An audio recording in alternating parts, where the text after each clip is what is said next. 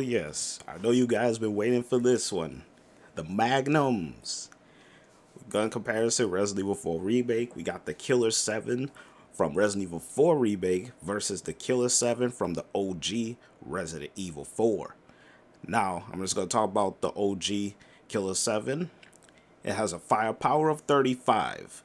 It has a firing speed of 0.70. It has a reload speed of 0.93. It has a capacity of 14. This Magnum doesn't come with any upgrades. It's going straight off of its base. And considering the enemies in the game in 2005, the Ganados, the Killer 7 will mop them up quick. One shot, boom, they're dead. Quick, fast, the end. Now, the Killer 7 in Resident Evil 4 Remake now, it has a firepower of 28. So it's 6 to 7 points less than the OG one in Resident Evil 4. It has an ammo capacity of 15, so it's one more than the original Killer 7. It has a reload speed of 140. So the OG Resident Evil 4 one reloads slightly quicker. It has a fire rate of 1.16. Alright, versus the firing speed in the OG Resident Evil 4 of 0.70. So you can see the difference and the disparities between the two Killer 7s. But this is where it gets tricky and it gets interesting. The Killer 7 in Resident Evil 4 Remake, when you have it to its exclusive version, it has a critical critical hit chance of 5 times. People get this confused between saying it's 5%. It's not 5%.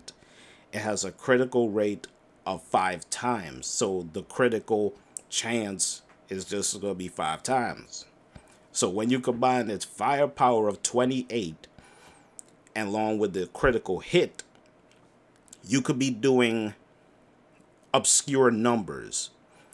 And since Resident Evil 4, the RNG, as far as damage, is all over the place. But what I do know is that at base critical, it's 8 to 10%.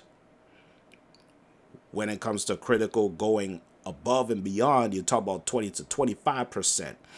But since the Killer 7 in Resident Evil 4 Remake has a critical hit rate of 5 times, not 5%, you're talking about numbers of 140 damage. I'm talking about straight 140, 170, 250, 340. It's all over the place because the RNG of the game is not, it's consistently inconsistent, if you know what I mean by that. Because you don't know the numbers, but you're going by the result of the impact. The only way you get these numbers if you land your headshots when it comes to the Killer 7. If you don't land your headshots, you're not taking advantage of the critical hit of 5 times. You're just going off of its base of 28. See what I'm saying? So when you're using the Killer 7, people like, oh man, let me aim at the leg, let me hit at the shoulder, wherever. Of course they're gonna die because the firepower for the Killer 7 is 28. It's more than enough to mop up enemies in this game. But if you want to take advantage of it, it's exclusive, you gotta land your headshots. That's where the Killer 7 in Resident Evil 4 Remake shines the brightest. Okay? So comparing these two Killer 7s, I mean, it doesn't do it justice because one has an exclusive and the other one doesn't. But if you're going straight off of its base, the original Resident Evil 4 is going to mop the original Killer 7 in Resident Evil 4 Remake. But since it has an exclusive version, the Killer 7 is going to kill this one in the original. So unless you exclusivize it, it's just going to be at 28. And to be honest with you, considering the nature of the game, you rarely get to use the Magnum. 28 is more than enough. I've seen people just put it at 28. They have their ammo at 7.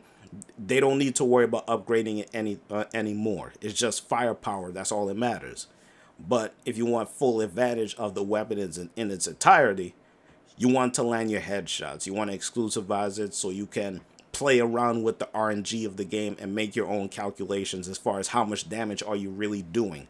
But you don't know those numbers because you don't see it.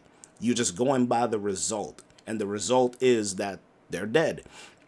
Now, the Killer7, when it comes to taking on bosses, however, you could kind of go off of, let's say, Verdugo. He's one of the strongest bosses in the game, even though they consider him a semi-boss. He is strong as a mofo. So you could use the Killer7 in there, hit him in the head multiple times, and see how long he lasts.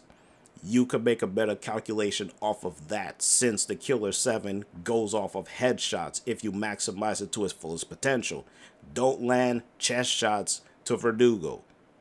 He's going to be alive longer instead of you landing your shots in his head. Using it against Sadler, however, you're just aiming at his eyes, so you're not getting a good calculation based off of how much damage you're doing there. You're just going by, oh, he got hit, boom, that's it.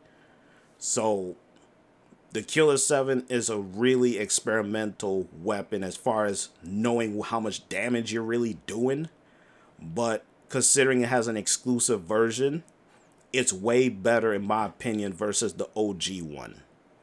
If you put it to its exclusive version, however. If you just keep it at base level, the OG one is going to mop up the remake one. So that's it when it comes to the Killer7. Let me know what you guys think as far as with the Killer7 in the remake. Is it good, bad, or indifferent? Is the RNG against you or is it with you? Let me know.